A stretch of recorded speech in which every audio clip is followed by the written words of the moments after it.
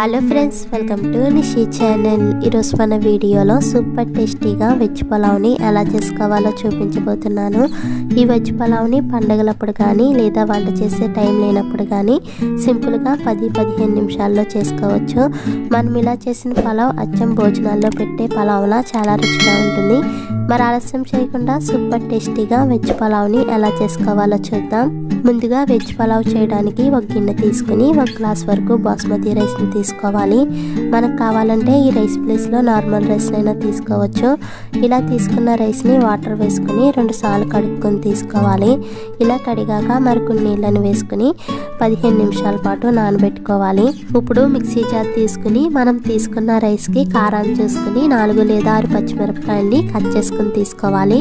అలాగే ఒక చిన్న అల్లం ముక్కను కూడా వేసుకుని 8 లేదా 9 వెల్లుల్లి రేకల్ని పైన పట్టును తీసుకుని వేసుకోవాలి.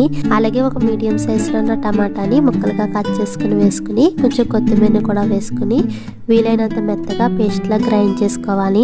ఇలా మెత్తగా గ్రైండ్ చేసుకున్నాక పక్కన పెట్టుకుని ఇప్పుడు పులావ్ చేసుకోవడానికి గ్యాస్ పై ప్యాన్ పెట్టి 2-3 టేబుల్ స్పూన్ వరకు ఆయిల్ అలాగే 1 టేబుల్ స్పూన్ నెయ్యి వేసుకుని వేడి చేసుకోవాలి. ఇలా వేడయ్యాక కొన్ని మసాలా స్పైసెస్ వేసుకోవాలి. 5 లవంగాలు, 3 యాలకులు, 2 దాల్చిన చెక్క ముక్కలు, 1 మరాఠీ పువ్వు, 1 జాంపత్రి, 1 బిర్యానీ ఆకు వేసుకుని అలాగే 1 టేబుల్ స్పూన్ జీలకర్ర కూడా వేసుకుని లైట్గా ఫ్రై చేసుకోవాలి. ఇలా లైట్గా వేగిన తర్వాత ఒక మీడియం సైజులో ఉన్న ఉల్లిపాయని పొడిగా కట్ చేసుకుని వేసుకుని అలాగే 2-3 టేబుల్ స్పూన్ వరకు జీడిపప్పు, కొంచెం కరివేపాకు కూడా వేసుకుని దోరగా ఫ్రై చేసుకోవాలి.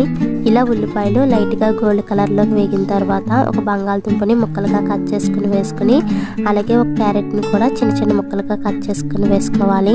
అలాగే 2 టేబుల్ స్పూన్ వరకు పచ్చి బఠానీ కూడా వేసుకుని ఈ వెజిటేబుల్స్ అన్ని త్వరగా మగ్గడం కోసం ఒక 1/2 టేబుల్ స్పూన్ సాల్ట్ కూడా వేసుకుని బాగా ఫ్రై చేసుకోవాలి. ఇలా ఫ్రై చేసుకునేటప్పుడే మూత పెట్టుకుని మధ్య మధ్యలో కలుపుకుంటూ బాగా మగ్గించుకోవాలి.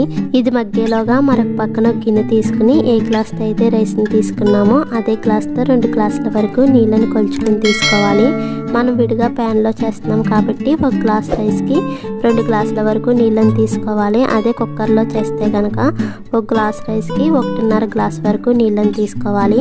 ఇలా కొలుచుకుని తీసుకున్న నీళ్ళని మరొక స్టవ్ పై పెట్టి మరిగించుకోవాలి.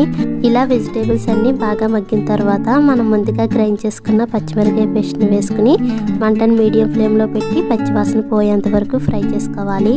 ఇలా ఫ్రై చేశాక మనం ముందుగా నానబెట్టుకున్న బియ్యాన్ని నీళ్లు లేకుండా వేసుకుని ఒకసారి మొత్తం కలిసేలా బాగా మిక్స్ చేసుకోవాలి. ఇలా కలిపాక మరిగించుకున్న నీళ్ళని కూడా వేసుకుని అలాగే రుచికి సరిపడిన సాల్ట్ కూడా వేసి ఒకసారి మొత్తం కలిసేలా బాగా కలుపుకోవాలి. ఇలా కలిసాక మూత పెట్టి మంటను మీడియం ఫ్లేమ్లో పెట్టి రైస్లో ఉన్న వాటర్ మొత్తం ఎగిరి రైస్ ఉడికేంత వరకు ఉడికించుకోవాలి.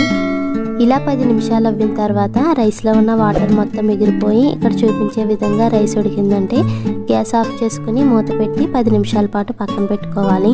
ఇలా పెట్టుకోవడం వల్ల రైస్లో ఏమన్నా తేమ లాంటిది ఉంటే రైస్కి పట్టి మనకి రైస్ ముద్దలా కాకుండా పొడి పొడిలాడుతూ ఉంటుంది. అంతే, సింపుల్గా వెజ్ పులావ్ అయితే రెడీ అయిపోయింది. ఇలా మనం వంట చేసే టైం లేనప్పుడు కానీ లేదా స్పెషల్ డేస్ అప్పుడు కానీ సింపుల్గా చేసుకోవచ్చు. ఈ రెసిపీ మీకు కూడా నచ్చినట్లయితే ప్లీజ్ లైక్ చేయండి, షేర్ చేయండి, సబ్స్క్రైబ్ చేసి పక్కనే ఉన్న బెల్ బటన్ని క్లిక్ చేయండి. Thank you for watching.